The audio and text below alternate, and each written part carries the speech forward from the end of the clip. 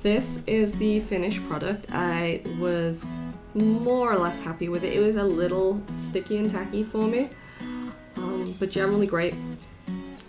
A friend of mine passed me the recipe and they got it from Bread Dad. That's where it's originally from. This is most of the ingredients. That's half a cup of oil there, 8 cubes of sugar, which are 4 grams each, and at some point I get some flour out, and that's 2 cups. You're gonna need 8 grams of baking powder. So at this point, this is just a smush of the bananas. You just basically need to mush them like into nothingness. Like, I still had some lumps and that was fine. And then you're gonna add 2 eggs. In hindsight, I would have either added the oil or the eggs, not both. It was just a little too high and felt like I could feel it when I ate it. Like, I could feel my blood pressure go up. I've got Hashimoto's thyroiditis, so I'm sensitive in that way, but the average person might find it absolutely fine. So feel free to experiment. If I was to do this again, I would add one or the other, not both. Also, the original recipe had far more sugar as well. I'd done this with mine because I only had cube sugar, but I put it in the oven for a bit, and then like melted it and stirred it through so I could add it to the mix. And generally, like, you can just add normal sugar, you don't have to have cubes of sugar. That's all I had in. So I basically mixed this through.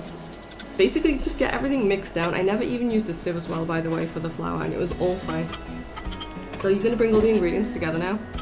That's the banana, the eggs, the oil, and the liquid sugar that I made. And then you're going to mix all that together. I mushed some more of the banana down at this point. And then you're going to add the flour in a bit. And while it's only 1 cup of flour right now, it was actually 2 cups that I added. You'll see in a bit. There was still lumps, and I wanted the lumps to be gone. So that's 2 teaspoons of baking powder I added. And then again mixed it through. The recipe was really tasty, and it's the flour going in. I just would have added one or the other for the fat content.